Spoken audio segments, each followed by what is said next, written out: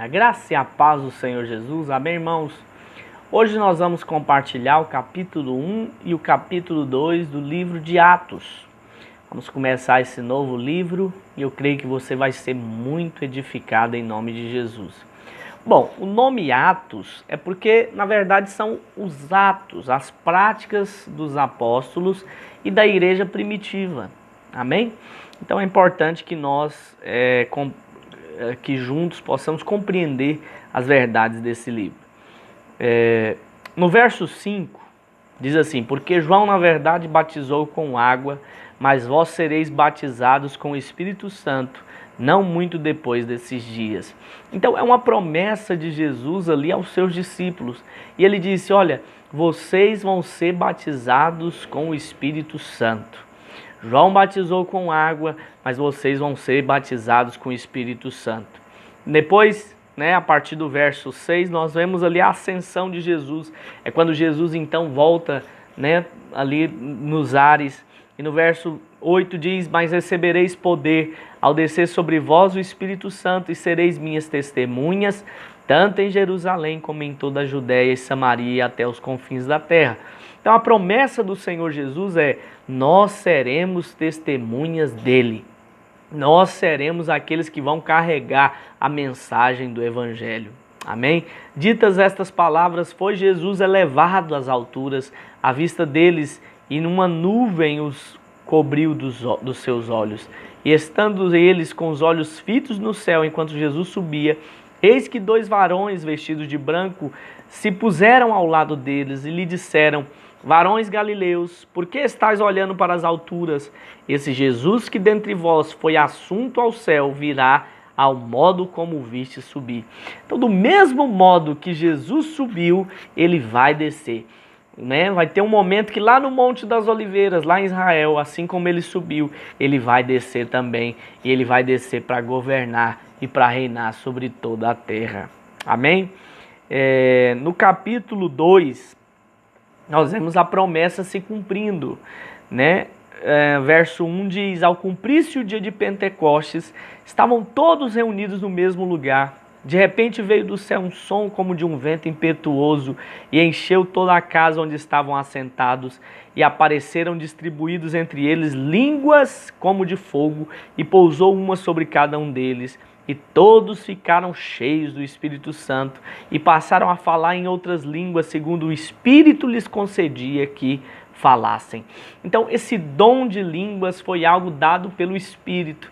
E o Espírito Santo, irmãos, é que concedia a forma como eles falassem. Então, o dom de línguas não é você ou eu que escolhemos a forma ou quando ele vai ser manifestado. É o Espírito Santo que determina isso nas nossas vidas. Amém?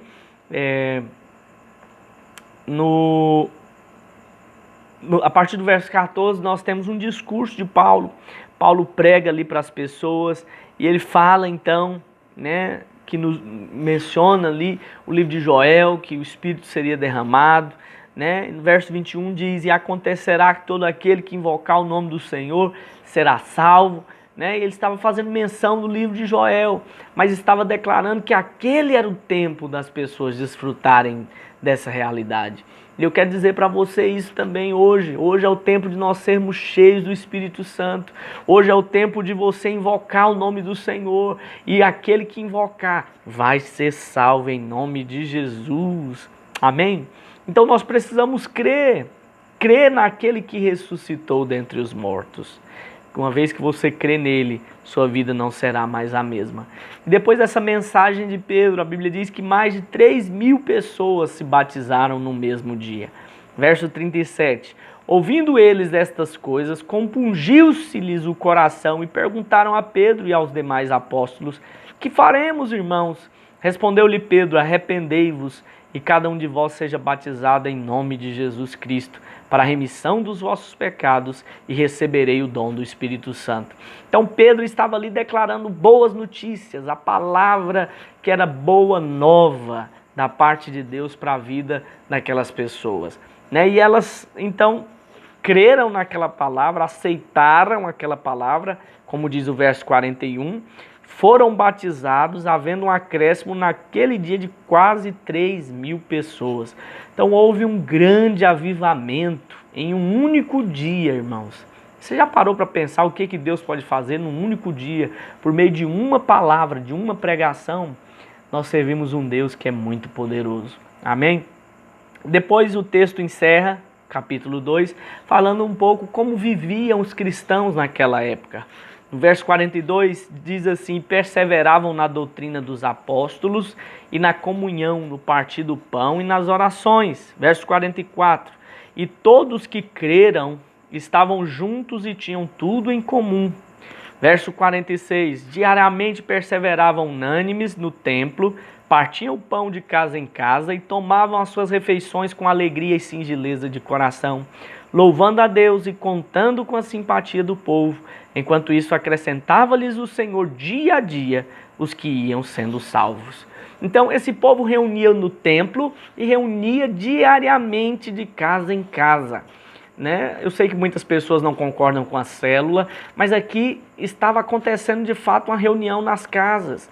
Os irmãos ali da igreja primitiva reuniam no templo, mas reuniam também de casa em casa, porque é ali que a vida da igreja de fato fluía.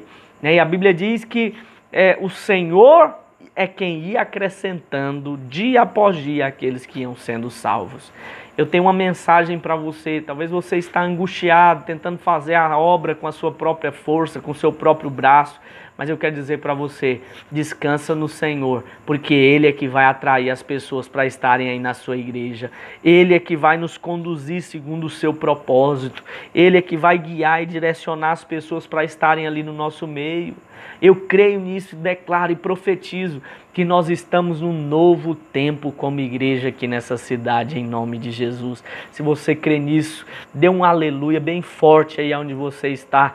Ore por pessoas que estão ali à sua volta, ore pelos seus colegas de trabalho, ore pelos seus amigos, e eu creio que eles serão atraídos e alcançados pelo poder de Deus, em nome de Jesus.